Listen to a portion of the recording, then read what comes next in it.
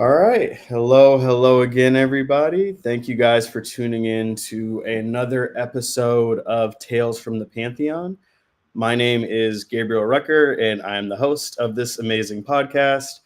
And today we have Sarah with Geek Ventures. But before we dive into that, I want to, tell you guys a little bit about what Tales from the Pantheon is, what Titan AI is, and then we'll dive into everything. So, what is Tales from the Pantheon? Tales from the Pantheon is basically a no BS podcast where we bring on, industry experts, people that have, gone through potentially trials or tribulations within business and come out on top, or just, individuals that have some amazing stories that, I think could be really impactful or really useful.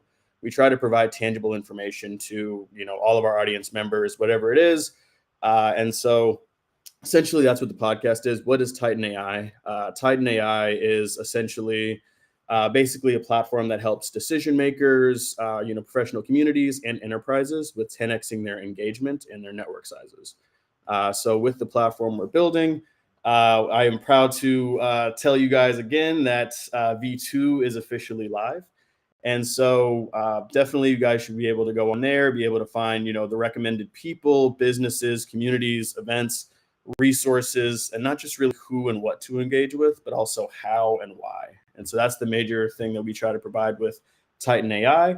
And also, thank you guys for watching on all of our different channels. Make sure to follow us on TikTok. Make sure to follow us on YouTube, Instagram, all of the fun things. I typically don't say this every single time, and so I've been told that I need to tell you guys more. So definitely please make sure that you follow us on all the different social media channels. And definitely, if you want to check out Titan AI, go ahead and sign up now at titan.ai.com. But enough about us. Now I want to bring on one of my really good friends here in Austin, and she's been all over the place in a really good way in the Austin ecosystem and made a really big impact. I want to bring on Sarah. Hi, Gabriel. Nice to be here. Yeah, no, thank you so much for being on. I know I talked to you about being on this podcast literally in like September, and then again in Yes. October, and then I've pushed this twice. So I appreciate you so much. But no, I really excited to have you on.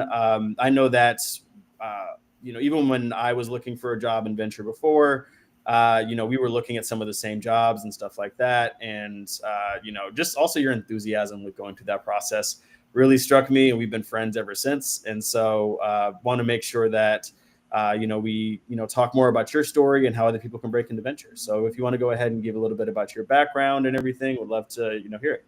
Yeah, absolutely. And I'm so excited to be here and get to support this podcast because I remember hearing such great things about it. So, a little bit about me. So, my current role is I'm on the investment team here at Geek Ventures. So, I focus on sourcing, evaluation, and due diligence for potential investment opportunities. So, what that actually means is finding the companies, meeting with the founders, doing diligence, and then helping close the deal.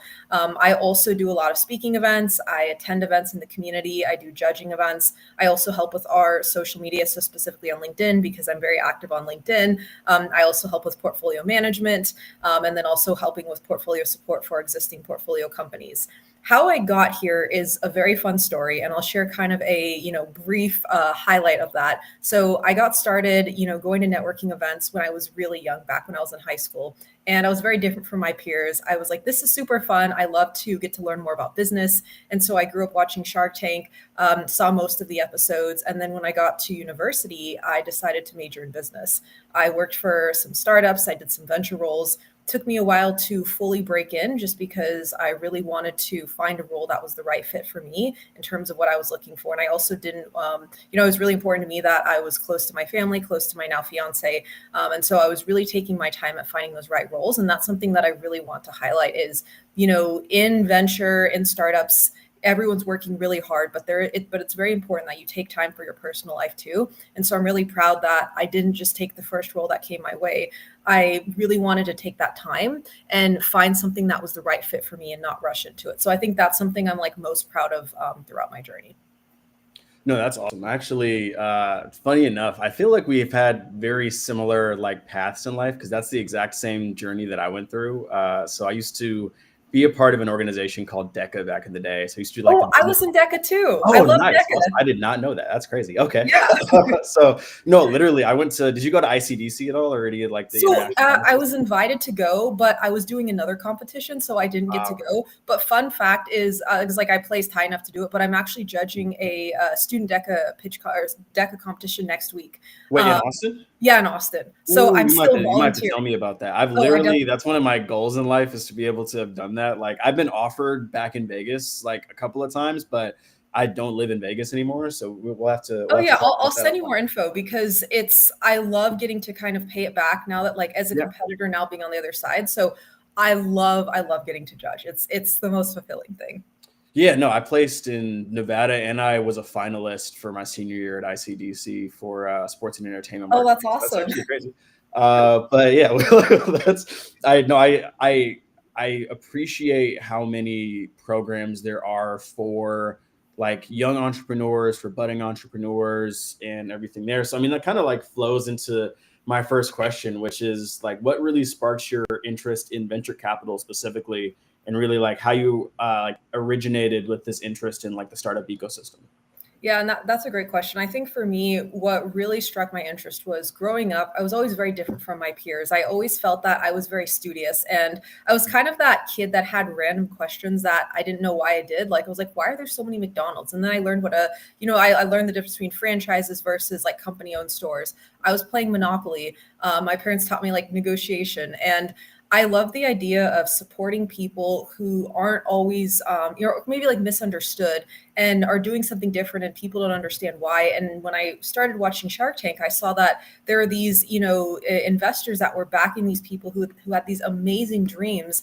And I was like, wow, I want to be that person who can support those who don't always have their voices heard, because growing up, I was always misunderstood because I was always that kid who didn't have the same interests as everyone else. Like I was the kid with my nose in a book, not wanting to go to parties, and everyone's like, why is this like middle schooler wanting to like study so much? And I think that, that inspiration for seeing these founders that had such amazing work ethics, such inspiring stories, that was just something that really struck me early on, is I want to be the person that's backing those amazing founders. And that also leads into why did I want to specifically work at pre-seed and seed, is because I wanted to be there day one. Because I think back to my journey back when I was in high school, I had this amazing business teacher, Glenda Hovenkamp, who really supported me. I still know her. It's been over a decade. And I'm, still in contact with her. And she supported me through some really challenging moments throughout high school. And it was kind of like she saw me before other people did. And I also had this amazing mentor too through this other program I did. And so I think for me, it's like people who are supporting each other from day one, you really get to see that growth and that journey over time. And like, that's just something I get really passionate about. And that's so fulfilling to me. So I think that's kind of like why venture, and then also why like pre-seed and seed and not later stage. Yeah, no, I mean that's a really interesting like story and how you got started with everything. I mean, even as you kind of talk about like going through, those different programs, was there anything specific for like the Shark Tank stuff that kind of stood out to you as well? Because I know we did like Shark Tank competitions when I was like in high school, like which was funny enough because it was coming out, yeah, around the same time that like because I think you're around the same age as me too, so around when you were like in like middle school, high school was when it first came out. Yes. And for me specifically, so in addition to I did DECA in college. I didn't do DECA in high school, Okay. but I did something called Skills USA, which is very similar to DECA. It's basically competitions for individuals of different backgrounds, especially a lot of competitions for the trades. And I did competitions like that. I also was doing like business clubs. And so I was going to these events. I was inviting business professionals. And then I also had this opportunity to go to 1 million cups when I was in Yeah. high school. And that was really cool for me because I was seeing these founders pitch and I was taking all these business classes, talking to founders. And so I think for me, like, that's what was, kind of just giving me some interest and getting that like early interest at such a young age. And so I also have this one random core memory of when I was a little kid at a holiday party at someone's house, maybe about 10 minutes from where I live. I don't know how old I was. I was really, really little, and Shark Tank was on. And I just remember being enamored. I was like, oh my gosh, like that's the best thing ever. And I don't know, but I was like little, like I just remember.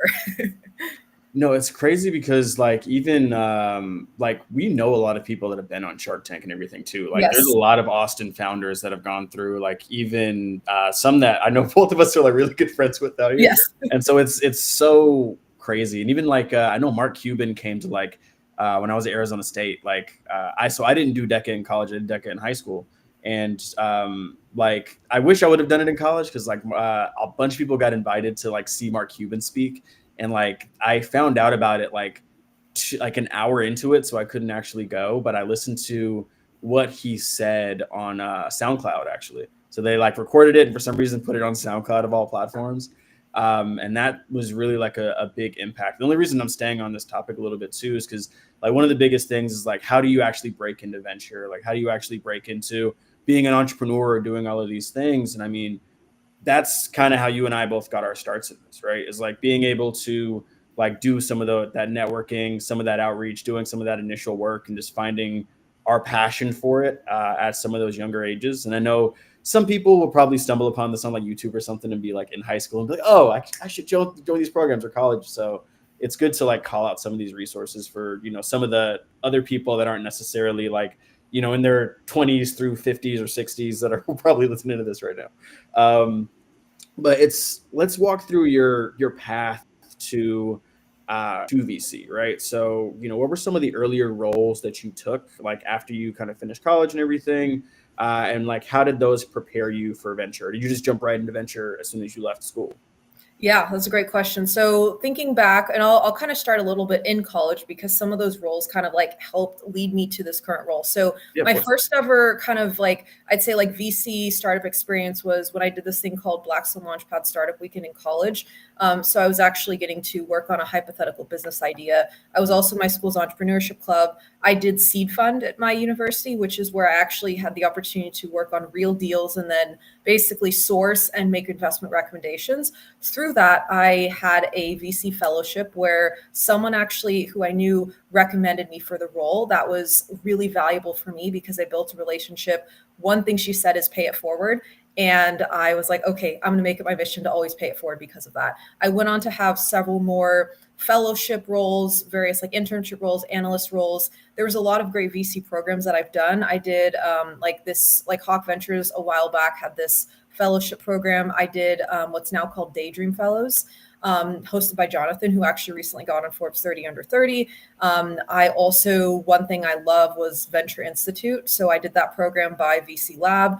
That was really instrumental in just helping me prepare me for this role. And then throughout that time, I also worked for several startups. So in an official advising capacity, like serving, as an advisor, and then also just official roles in terms of helping with fundraising, kind of helping with like support of the company. And then I also was on an advisory board for a VC firm called the Gen Z, I think it was called Gen Z Advisory Board, that we got featured in some like major publications. So those are kind of some of the early roles that I took.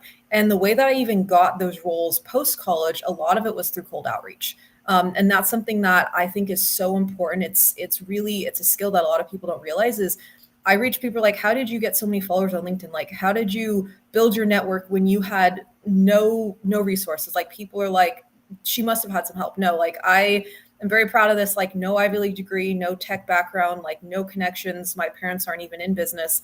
I just started reaching out to people on LinkedIn, going to events. A lot of this I did virtually because just during the pandemic, it was very Yeah. difficult to like do things in person. So it was really cold outreach and then paying it forward. Those are the two things that really helped because I helped someone else because I was genuine. Like I just wanted to give back. And then over time, people started saying, oh, she just isn't asking for a lot of in return and just putting like good things into the ecosystem. That is really the key, and that's what I tell people who want to break into VC is just trying to be genuine and just being open and honest. Like I think I'm a very different VC in the sense that like I will try to be as honest as possible but while being very respectful, and that means responding to founders, and maybe yes, sometimes I do take a long time to respond but still getting a response, and trying to be very clear about things and not have like expectations that are unclear. Yeah, I think that you bring up a really good point in the regard of like not going in with any crazy expectations and coming in with like that give first mentality. And I brought this up on a couple of different episodes, and I'm a big component of this, where it's like when people that ask for advice get money, people that ask for money get advice, or whatever it is. But it's an adage that works really well for finding a job, like in accelerators, VC, whatever it is. But it also works really great for founders too, right? Where it's like at the end of the day, VCs are still people, and it's like, okay, don't just walk up to somebody and just be like, let me pitch you my startup real quick. It's like, ask the person's name, ask them what they like in life, or lead with value. And I think a lot of early founders, even like a lot of early people that are trying to break into venture, trying to break in their early careers in general, they don't really understand that you don't have to have a crazy amount of value yet, right? Yes. Like I was leading with value when I barely had any value to give. Same. But I would give the little bit of value that I had, right? It's like even if it's just an offer, and like you genuinely mean that offer, and it's like, okay, this person isn't gonna like need to talk to the 2 students that I know at this university or whatever that could be a potential good fit for their startup or their portfolio or whatever the hell it is, right? It's still okay, this guy, like, he's offering to help no matter what. And so I know that that's benefited me a lot of my career. And I know even I've seen you do it. Like even when we first met a couple of years ago, like you were one of the few people I think in Austin that was just like, boom, straight to like, okay, how can I help? Like, what can I do to, push, this relationship forward, no matter what the outcome is for either of us, right? And I think that's a really good way to look at everything for sure. I know you've talked about some of the different inflection points because you've had several roles in venture too, right? Yes. So, I mean, you've been an analyst, you've been a scout, like you're an associate now. I know eventually you're probably running your own fund and all the fun things there. But before like landing the job at Geek, or even just along the way, like, were there any key inflection points that I know you kind of mentioned some of them, but is there anything else that really made a huge difference for you? Yeah, I think what made a huge difference for me was having the ability to take a chance and believe in myself. And I think this is really important because this is not just applicable for breaking into VC, but it's also really applicable to founders who are working, let's say, like multiple jobs and deciding when is the right time to leave that job and focus solely on the startup. And I say this because many times when people are breaking into VC, they'll go straight from, maybe like a traditional role right into VC with a very clear path. For me, my journey was very interesting in the fact that I was actually working in real estate at one point, really great company. But ultimately my long-term goal was to work in VC. And at one point when my venture career was taking off, I made the challenging and very risky decision to leave my full-time job with no job prospects. Like I kid you not, like my parents were like, what are you doing? You have the stable job, you're paying for everything yourself. Like everything is going amazing. And I just had this feeling like when it's kind of funny because I actually said when I hit 4,000 connections on LinkedIn, that's my like quote unquote inflection point where I'm going to kind of focus solely on venture. And it's an arbitrary number. I just came up with a random number. I don't know why I did that. It was kind of random and silly. But at that point I said, okay, I think I have something here. I left that role. I moved back home. I was in Dallas at the time. I moved back home, back to Austin, and I just started applying to VC roles. I was going to events. I was essentially all in. And at this point, it was very tough because I had no options. Like I had no backup plan.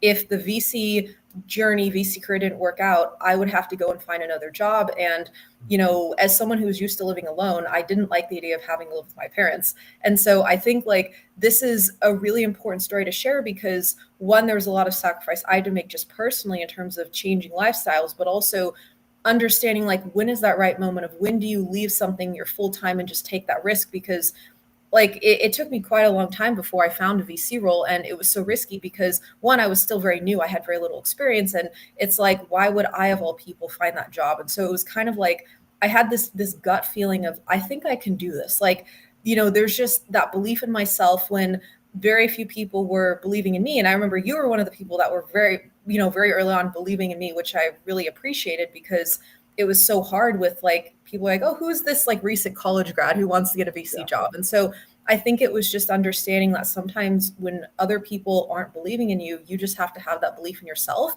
and you just have to learn how to filter out those outside voices. And it's still hard because I think even as a young person, there's still going to be those times, but that's also my advice too for founders, for VCs, like the most important thing is if you believe in yourself. Other people may not, but as long as you believe, it really doesn't matter what other people think. And that's something that I tell founders a lot. Even when I pass, I say, hey, we could be very wrong. I hope you prove us wrong. I wish you the best. Like, and a lot of times that happens. We make mistakes as investors too, and it's a learning experience.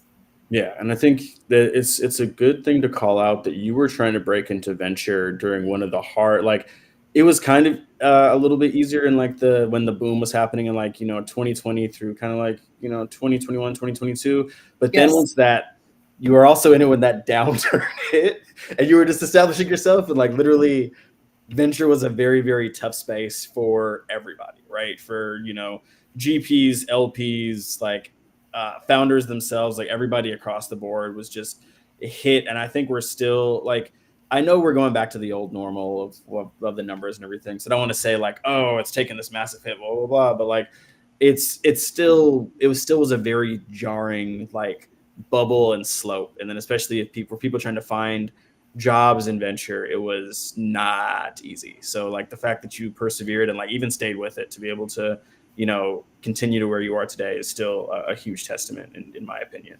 And so um, now let's move into kind of what VC looks like from the inside, right?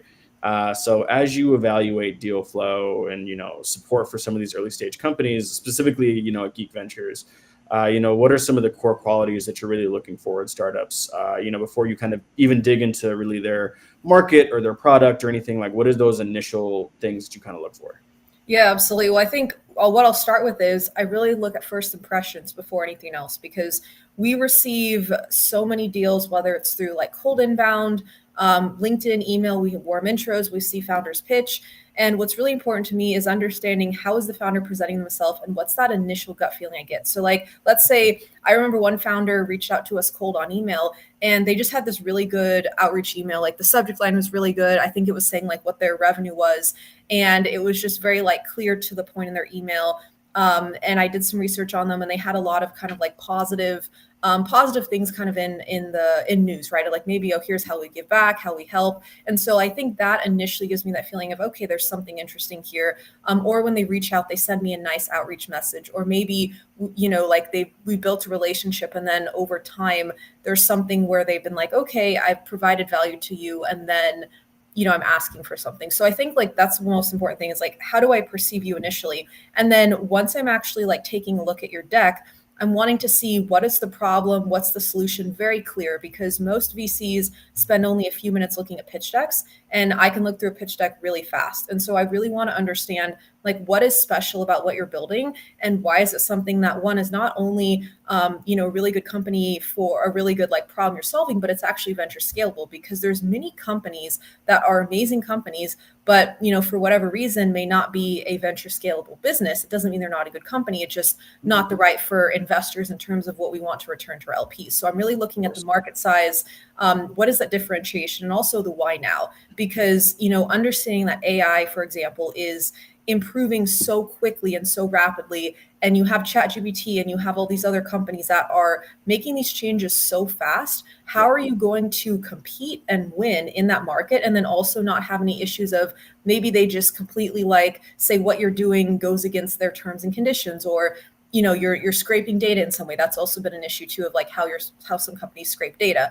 And then I would also just say founders that know how to sell is so important. Like Yeah. if you're a founder, like you just get that vibe when you talk to a founder that could just sell anything to anyone, then you're like, wow, this is amazing. I remember one founder that we invested in, I will just share briefly because we haven't announced it yet, but I saw the founder pitch. Great salesperson. I mean, you just immediately, I was like, this person can sell anything, and I want to invest like here and now. And we ended up investing. And can they? I think this is important because can you sell to customers? Can you sell to investors? Like, if for me, a similar thing is I talk to people of different audiences. I talk to students. I talk to recent grads. I talk to professionals with decades of experience. And like, how can I tailor my message and make it convincing when I'm doing all these different speaking events or judging events to different audiences? So I'd say like, I'll kind of pause there and happy to dive deeper into more on that. But those are kind of some of the things that are top of mind for me, like right now, as I'm, actively looking at companies and meeting with founders. Yeah, no, of course. And I mean, also, you kind of talked about this a little bit, but I think honing in on it from like a different angle of like, there's also a big thing with thesis fit, right? I Mhm. think a lot of founders will reach out and they don't necessarily like. Granted, some VCs websites are terrible. Geek Ventures actually does have good like set up for their website, but like there are some that are like abysmal to where it's like nobody would know your thesis even if you tried to figure it out. But it's also like it's very apparent on you guys' website that you guys only work with like immigrant founders, right? Like you guys only work with people that were not initially born in the United States.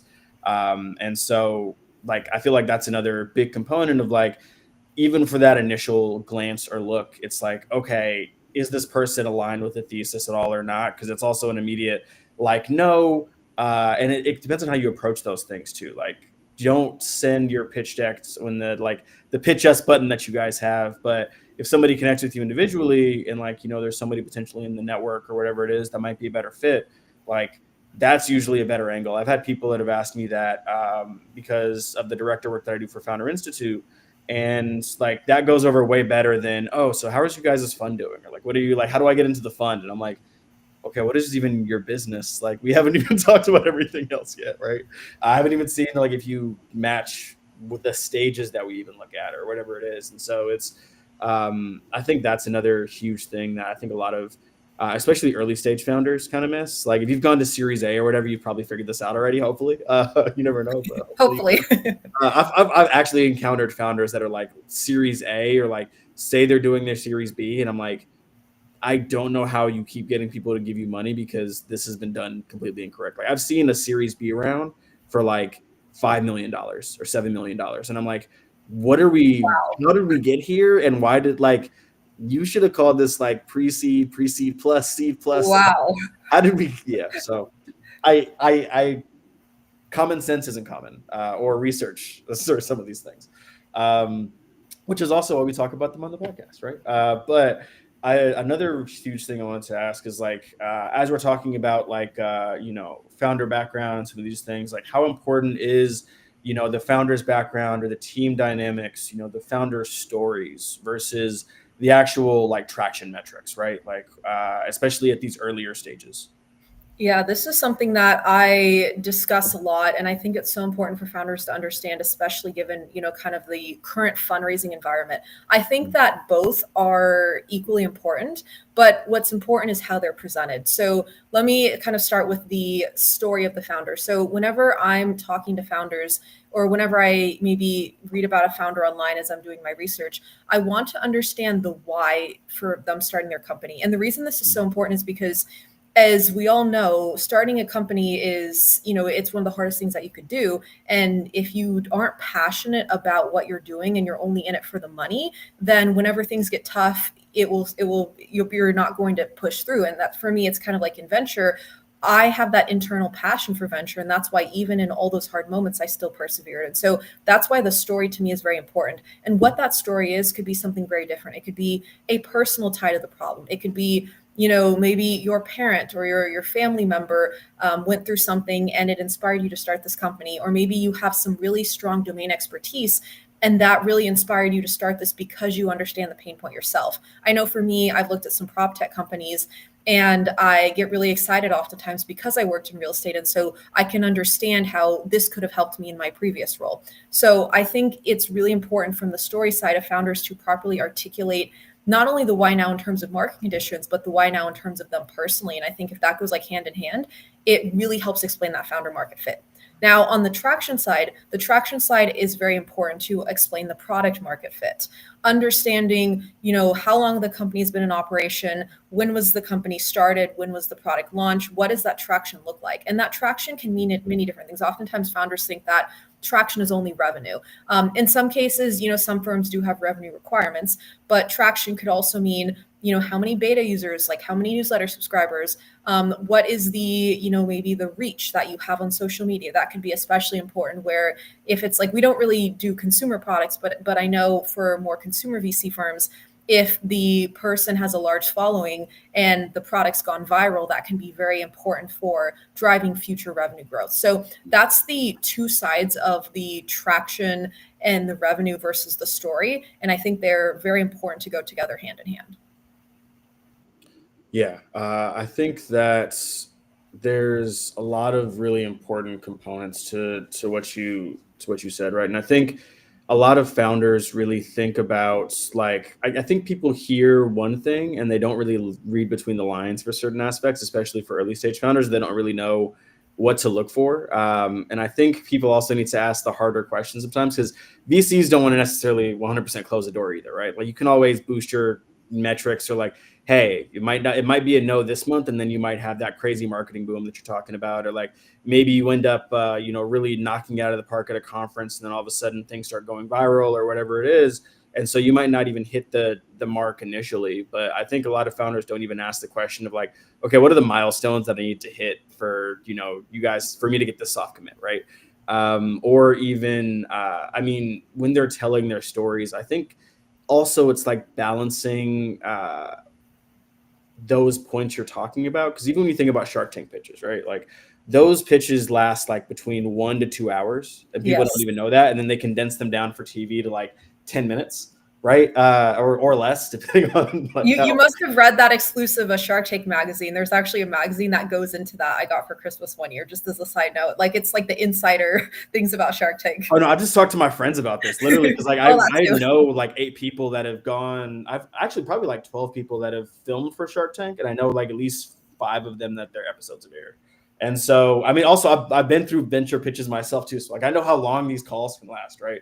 Like I've had it to where like I turn a 15-minute call into a 2-hour call. I've had it to where like you're just bumping in at like 30 minutes and you only get through 20 because it's like okay, you're clearly not interested, or I'm not interested, or there's not a fit here. That's totally cool. We can like amicably say, all right, is there anybody else I can recommend to you? Is there anybody else you can recommend to me? Because like I also do GPLP intros and stuff like that too, right? So it's like we can both be mutually beneficial to each other. We can give each other recommendations, but it's not a fit for whatever reason for us to work together in this capacity, right?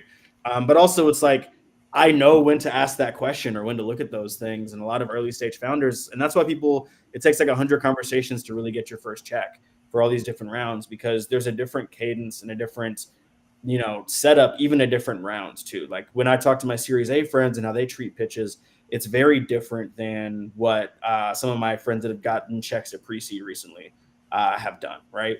Um, and like there's multiple different factors for different industry stages, all this stuff, and so it's really good to kind of call that out, especially in storytelling. So I think a lot of people also watch like your Shark Tanks or like some of those other business shows that were on growing up, and they see like people giving their sob story as like oh, this is what people mean by the why me. And like sometimes it can be right, like sometimes those stories can be really impactful if they're authentic and if that's genuinely the reason why you started the business or whatever it is. Like I'm not saying that those are bad, but I think it comes down to how you tell the story, right? And A like hundred. what the key points are, because each VC is different too. Like some people really light up when I talk about like my co-founder Brandy. She's got like 30,000 plus followers or connections on LinkedIn, right?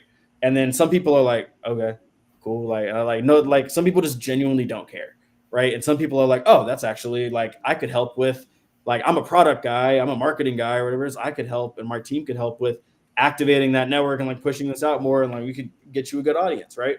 Or they see the potential in those numbers, versus some people are just like, okay, like what are the other things, like what, like I asked why you, and then you gave me some random arbitrary BS. So it's also knowing your audience a little bit and even doing some of that research, because a lot of VCs are like on Twitter and stuff like that too, that I think a lot of founders don't tap into as much. We're just like reading other posts, because I know people can get to know you very well, I think, through some of the things that you post on LinkedIn, or some of the causes that you go to, some of the events that you kind of post about or attend. Like people can kind of get the gist of at least a little bit of who you are before they end up meeting you or having a conversation with you. 100%. Yeah, and I think what's so important too, you brought up some points I really want to highlight is, I guess the first point is it's so important to really target who you're reaching out to and really craft that pitch, because I think that like you mentioned, like some people may have a more emotional story, and it's so important if that's something that's near and dear to your heart to share that, but also not make it over the top. Because I think like, a lot of like when I grew up watching Shark Tank, it was very like I saw a lot of things were embellished for TV because they need to get viewers. And I think understanding that, what's the difference between something you would see on TV versus what you would see in real life. And so I think finding that balance of emotion, but also being very genuine and authentic, I think is something that I can really see when I talk to founders. Like I talked to this one founder recently. He's going to be launching his round next year, and he was very just open about his story, and like we've just really vibed. And I was like, man, like this is such a great company. I love this, and even just shared the deal with some investors because I really like his story and his approach. And so I think when you have that genuineness, you can build that relationship, and that also means if you pass on a company, it doesn't mean it's a no forever. And that's also really important, is understanding like to not take things personally and keep building the relationship. One of our recent investments, we passed initially and we said, hey, like we need to see X, Y, and Z in order for us to consider investment. Well, they did X, Y, and Z, and then we invested several months later. And we built a great relationship with this founder over time. And we said, add us to your investor updates, keep us updated. And they did. And then I stayed in touch with them. And, now I'm working with them closely. And I love this because, if a VC says, hey, add us to your updates, like at least for us, like we mean it. Because like if I didn't want to receive hundreds of emails, I wouldn't ask for it, because I think like if I genuinely want to learn more and stay updated, that's why I'm saying add us to your updates. And so I think it's important for founders to understand, like, and of course, like if a VC just says don't add us to your updates, like, well, don't, but I mean, that means that they're passing 100% as well. Exactly. Everybody wants to see your updates. Like they just don't want to invest at all, and they're 100% good. Exactly. So it's like you just like signs like that. Like yeah, so I think it's so important that like founders understand that it may just be it's not a fit now, but it could be a fit in the future, and never close the door unless a VC explicitly says like it will never be a fit, which I don't really think a VC would say, because that seems very uncharacteristic.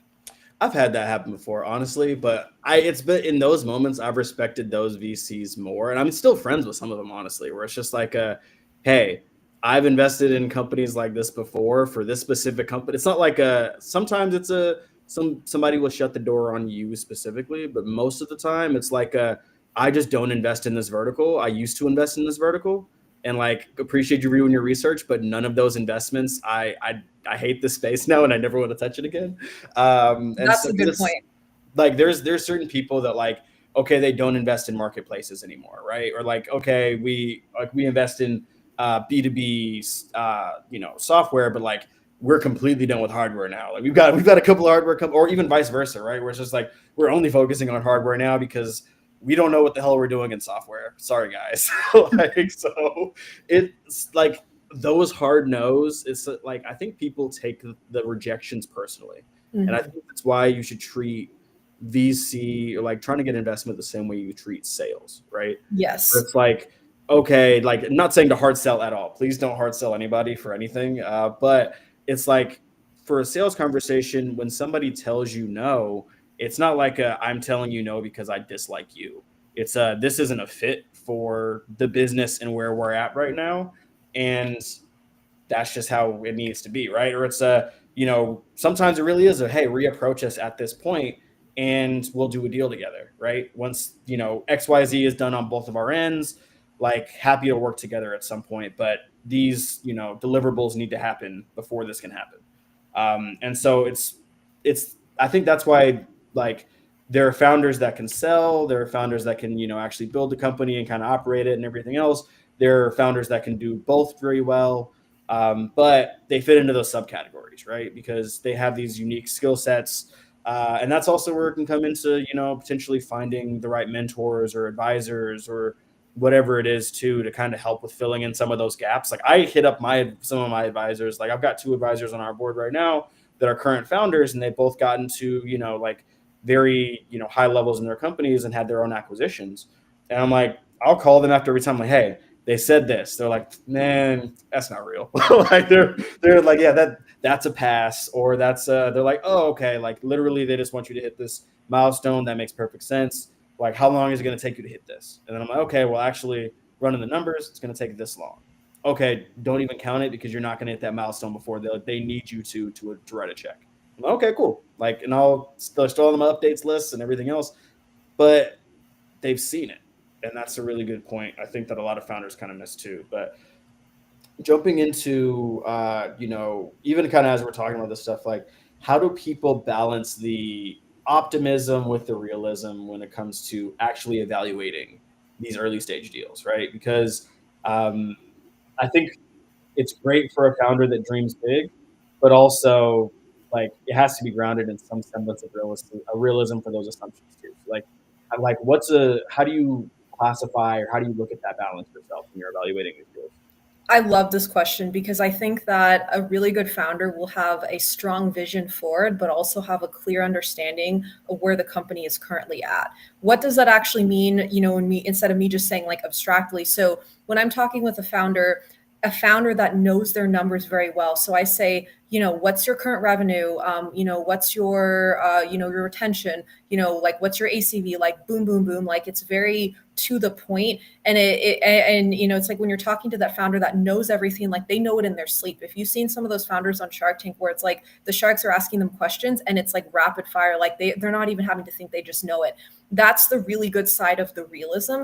And then the optimism is, I have this great traction. Where am I going to go long term? Like, what is the long term vision for the business? Like, maybe we have this small market right now. Maybe a VC might not get excited about the current market, but maybe, it's this one vertical. We can expand to all these other verticals and we're going to create a new market. So I think it's understanding where you're currently at, but being able to explain how you're going to take where you're currently at and grow it into that larger vision.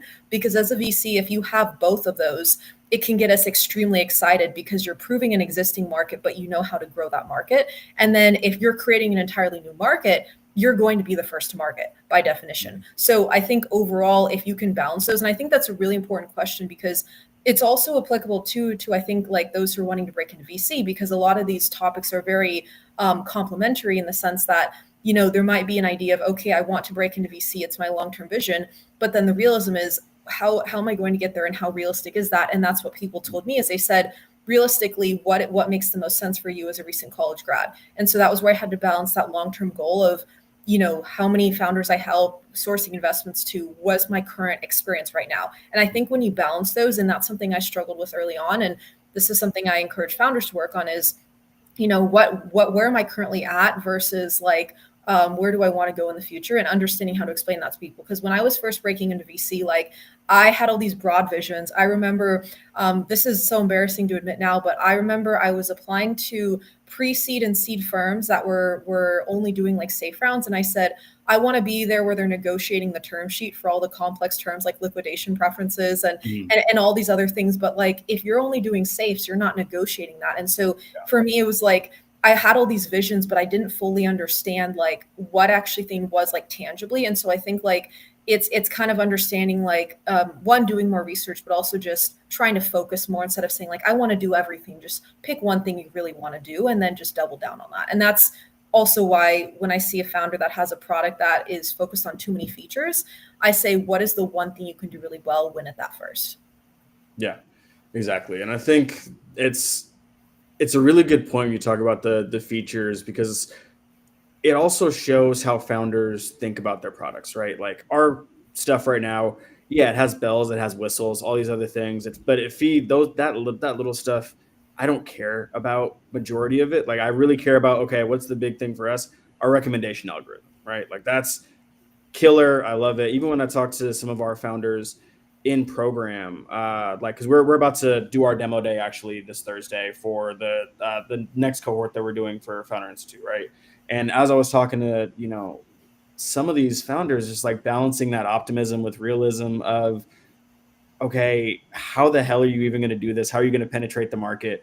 And you can just tell like some of the doe-eyedness, and it goes away as people go through a lot of these accelerator programs. But it's like, okay, this is really nice sentiment, but I don't think you're going to hit those numbers. I don't even I think had you're that in VC when I first broke in. I was like, oh, I have all these grand visions of like, I know even about the doe-eyedness. 100% I have that. Yeah, and I think every VC has gone through that too, right? That's why I think VCs kind of understand, especially when you see a lot of VCs that have previously been founders themselves, because there's a certain level of understanding with it, but also at the end of the day, it's somebody putting forth, their money or somebody else's money or whatever it is towards this company. So it still has to be a business decision, right?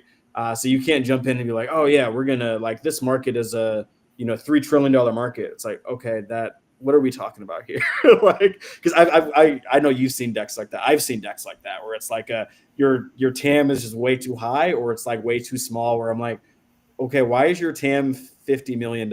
Like, this isn't investable, right? Like, what are we talking about here? And so, just little things like that I think a lot of early VCs have to learn quickly in order to Yes. make sure that they survive and are able to continue to move up in the ranks. And I think a lot of founders need to learn before they send their decks out to people so that they don't get those immediate, what the hell is this guy doing rejections. But even as we're talking about like some of those numbers, like I'm just flowing through my mind of like all the decks that I've seen and like all the founders that I've talked to. And like you brought up some really great points about like a lot of that balance. And even something that I think a lot of the founders don't realize is like VCs have to cut their teeth on some of that stuff too. They have to figure out, okay, do these numbers make sense? Like, is this a hoop dream, or is it something that's actually viable? So it's really good to call that stuff out. I think what is it called? I want to definitely highlight you guys' thesis a little bit more at Geek Ventures, right? So for immigrant and underrepresented, entrepreneurs, what are some of the additional, consideration or advice that you would offer to them specifically, right? Yeah, absolutely. So more kind of in like what we're looking for in terms more of the like tangible criteria. Yeah, just like not even the criteria. I mean, like it can be. I think we all know the numbers for like underrepresented founders and stuff like that. Like how can people kind of look at those odds or look at those numbers and then also make sure that they're approaching things correctly, right? Or if there's any just advice you can give for people that are kind of within you guys' thesis in general that isn't the typical like run of the mill stuff that they might hear, right? Yeah, absolutely. So what I would say is really be proud of what your background is and double down on that, because all of the founders that, when we're looking at the pitch decks and the founders that we're talking to have really unique stories. And I want more founders to understand, to be really proud of who they are and what that background is, and not be concerned if it's different than than their other founder friends and their other founders that they know that are getting funded. Because we've seen some really inspiring stories, and I think like understanding that even if your background, like for example, my background as a VC is not traditional, as a founder, if your background is not traditional, don't let that stop you from applying and think, okay, I haven't seen anybody who's like me in whatever capacity, so that means I'm not a fit. That's not the case, because for us, we say that we invest in immigrant founders. What does that background look like? It could be so many different types of founders. And I'm not even saying something specific here because I don't want to give an example as to limit anyone who has a background that's not mentioned. And so I think just being proud of that, making sure to tell your story really well, and also knowing that it's okay to not have a network here in the US. Because for us, what we really like to say is we pride ourselves on helping our immigrant founders become experts at fundraising in the US and helping connect them with the right people, whether that's fundraising, introductions, the right events. And, just knowing that we can help you with that as long as you have that really good business idea, you have some early traction. Now, one thing I do want to say is we do prefer that you do have some US traction, as we do prefer that, our companies are focused on the US market, but we're able to kind of help you grow and help you get to where you need to go. So that's what I would say is just really, really double down on your background and just lead with it. Like I, at one point was like, okay, I'm going to be proud of who I am and not let that stop me. And there are times where I was like, oh, maybe I wish I had this background, but just knowing that it can actually be an advantage if you are different, because it'll make you special. And I think that's something that's not widely talked about enough. Yeah, I think that a lot of founders, it's definitely a balance. But even I had a call with a fund that we're definitely very interested in working with, I think like a week or two ago, and we were essentially discussing, like why this space is so important, or like why it matters where we're operating in, right? And I said, like, no matter what, the biggest thing that I'm proud of is the fact that all of the three main incumbents, like us and two other startups right now, are all run by underrepresented founders, right? Like we're all run by like brown dudes, and I'm super proud of us for like no matter what, one of the three of us is going to win. Now I think it's going to be us, but everybody has their opinions, right? But I said that on the actual call, right? I was like, I don't like, no matter what happens, that's going to be dope. Like, granted, still think it's going to be us. And like, he was okay. Like, you can see the look on people's faces, like when you kind of double down on those aspects. Where it's like, yeah, I know I'm underrepresented. I know I'm brown, neurodivergent, all the other things. Like, but at the same time, like, it's also a part of that important piece of the story, right? Um, and let's see here. So the last question before we go into the lightning round that I want to really emphasize or kind of look at is, how important soft skills are. So we talked a little bit about it for like, networking, communication, relationship building. But those skills compared to the analytical or the financial acumen for people trying to enter venture capital. So like them balancing kind of building their network versus making sure they have those intangibles of like, evaluating deals or, sourcing good deal flow or whatever that may be, or like even just looking at the numbers in general and like reading pro formas, all of that. Yeah, I love this question because my belief is that there's some skills that AI can teach anyone, but there's some skills that you just have to develop on your own. So for when I first broke into VC, I remember one of my early bosses told me, she said that, anyone can learn how to do financial modeling, how to do financial analysis. And that was even before ChatGPT. Now ChatGPT makes that so much easier, as well as all these other AI tools. What AI can't teach you is how to network really well, how to, it can't do that for you. And so I think what's really important is understanding like how to not only like, the basic skills of like, let's say you go to an event, who's the right people to talk to, how do you add value, but knowing how to read a room and knowing kind of like that emotional intelligence, which is so important. And I think we don't often talk about it, is having that empathy. Because one thing that I really pride myself on is, the founders that we work with, as well as the founders that we consider investments in, and the ones that we, pass on, is having that understanding and treating the founders with respect, and knowing that even if it's a pass, it doesn't mean that there's something wrong with the business. It could just be, it's a business decision, right? And knowing that, you're not going to judge them a certain way, they're not going to judge you, and just being emotionally intelligent and trying to understand the founder as much as you can. And this even was early in my career. Is I remember one of the founders I was advising is, this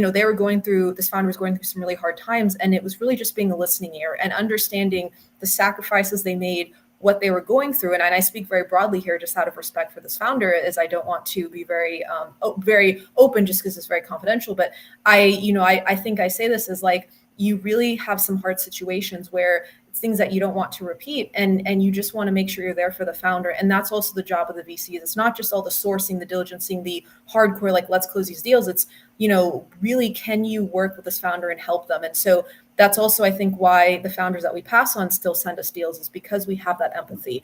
And so I think the other thing to that I would just say is, for those that are breaking into VC, really learning how to not just, go to events, but to do it with purpose. And for the people that you're helping out and making introductions for, do very purposeful ones. Quality is much more important than quantity. And this also goes for founders, because founders can add value to VCs. And so as a founder, like, you can figure out how can you add value. Maybe it's sharing market reports, sharing market research. Of course, don't share with your competitors, because don't do that. But just generally speaking, there's ways to provide value and be genuine. So I would say, emotional intelligence is one of the most underrated skills that I think is something that I believe is one of my moats as a VC, as I always like to think about that. But for those breaking into VC, really thinking about, how can you have that empathy side that's not just like the hardcore, like when people think of Shark Tank, they think hardcore closing deals, like, that, but the empathy that you see a lot of the investors, even like Mr. Wonderful has cried on Shark Tank. People are surprised by that. He has. Every VC is human, and we all have empathy. No, 100%. And I think that definitely I've had to teach a lot of founders that throughout the years, like even not even just founders, entrepreneurs or business owners in general, because I think that equates to not only venture, but it equates to, SMBs, it equates to, enterprise. Like, it doesn't really matter. It's kind of universal for that notion or that advice, really.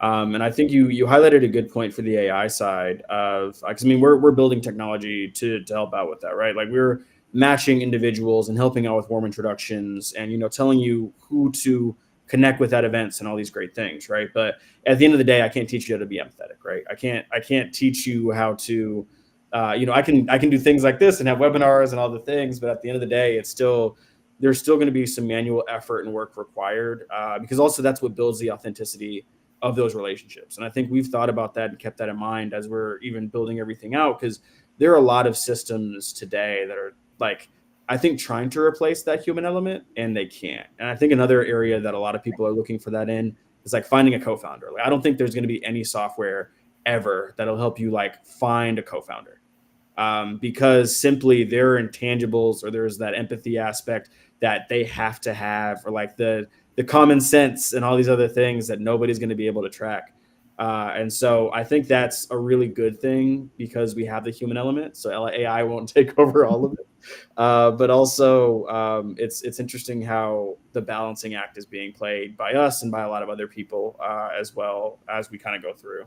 But jumping into my favorite portion of all of this, which is the lightning round. So for you, all those of you who don't know what the lightning round is, essentially I'm going to fire some rapid fire questions at Sarah, which basically these are the similar or the same questions that we always ask every time. But a lot of people have requested that we ask these questions just because they are so useful, and we tailor them towards the individuals a little bit as well to keep things a little bit interesting. But you ready, Sarah? Yes. All right. So what's one venture capital myth you wish would die? VCs only investing in founders that are geographically close to them. I did some research on this back in college. Okay. And what's one book or resource you recommend to all founders? Venture deals. It's very important to understand what VC actually looks like. Also highly recommended for those wanting to break into VC. I will take a quick pause to show that I actually do have venture deals on my desk right now. Oh, wow. That's awesome. Great read. Back into rapid fire. Back into rapid fire. What's the best piece of business advice you've ever received? Pay it forward. Pay it forward. Awesome. And what's something people misunderstand about you? I think for me that I'm a really serious person, because everyone sees me, and I'll make this a little bit longer, so this is really important. Yeah, everyone sees me on LinkedIn as like, she's always going to these events. She's always like doing all these professional things. Like, she's always so serious. Like, if you get to know me, I'm actually a really fun person. I just love to work a lot.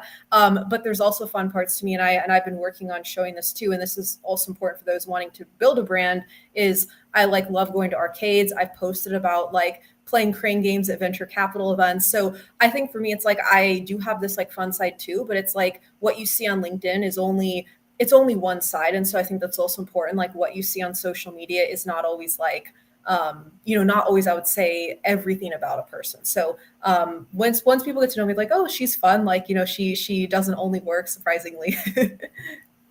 Yeah, no, I get you there. And even we need to get a bunch of people together for like Cidercade or something like in the That new would year. be so much fun. Yeah, that would be awesome. So yeah, we'll plan that. But final question: what's a small daily habit that has made a huge difference for you?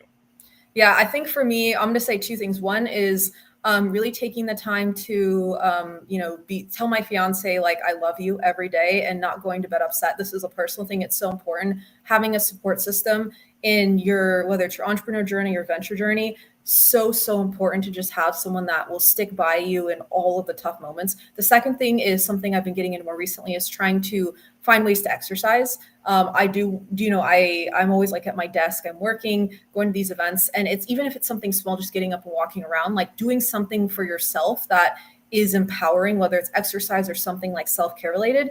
It just helps you mentally so much, and it just like, it helps make you more productive, and it'll make you work better too. So it's a win-win. Yeah. No, I 100% echo that sentiment. Especially like getting out, exercising, doing all the things, not being in your hidey hole is definitely, it's very helpful for sure, especially for mental health, which I know a lot of founders and entrepreneurs struggle with, even though we don't talk about it enough, but I'll do it for you. Literally, it's like, check on your friends, especially during the holidays and all the things, because it's not easy being an entrepreneur. It's also not easy being on the venture capital side. It's just not easy, period, for anybody, really, when you think about it. So definitely want to echo that sentiment, especially during the holidays. But So thank you so much for being on. I want to, ask you, what is the best way for people to actually reach out and connect with you? Yeah, I would say reach out to me on LinkedIn. If you're a founder that wants to pitch, just send me a message on LinkedIn so I can take a look. And if you're someone who's wanting to break into VC, I do have some resources that I'd be happy to share with you. And then there are also some venture programs that I know of that are actively, looking for people to apply. So I'd be happy to, like, if you send more info, I can share on that. Like Venture Institute, I know a program I did is actually looking for people. So just feel free to reach out either way. I'd love to try to be of help. That's my thing is I don't have the time to talk to everyone. I wish I did, but I'll try to find a way that I can be helpful and really pay it forward in the ecosystem. No, that's amazing. And thank you so much for offering that. This QR code has Sarah's LinkedIn link, but you can also find her on LinkedIn as well by yourself organically. And if you want to learn more about Geek VC, I'd strongly recommend this if you're actually going to try to pitch Sarah or Geek at all, to please read the website because it is very well done. And the fact that it actually tells you what their thesis is. So We do. We actually have a how we invest page. So I'd highly recommend you take a look at that. It's pretty detailed. Yes, 100%. So make sure that you guys actually read those details before just willy-nilly shooting off a pitch deck that people have to read. If you're not in thesis, please don't do that. And so, no, thank you so much for coming on today. I do also want to tell everybody again to definitely sign up for Titan AI. We do have V2 out, and we're doing some major pushes. We're actually going to start doing some awesome giveaways as well. So make sure that you check out the platform. Definitely sign up. We have free and pro accounts. We also have enterprise ones as well. So make sure that you get on today. I also want to make sure that we highlight our one of our partners, which is Restream. It's actually the platform that we're currently using right now to do this podcast. So make sure that you scan this QR code there. You can get 20% off of Restream just from basically using the discount code that we have specified here, Restream20. And yeah, it's a really great software. I love using it. And thank you all so much for listening in today. Thank you so much, Sarah, for actually jumping on the podcast with us. And if you have anybody else you recommend for being on too, definitely shoot them my way after this, and would love to have some more people come on here to give some tangible advice, and can be about a lot of different topics as long as it's useful for manager level or higher employees. We want to make sure that they're on here. So thank you so much for being on, and thank everybody else. And we're going to be having some more episodes real soon. So see y'all. Thank you. And sign up for Titan. Thank you.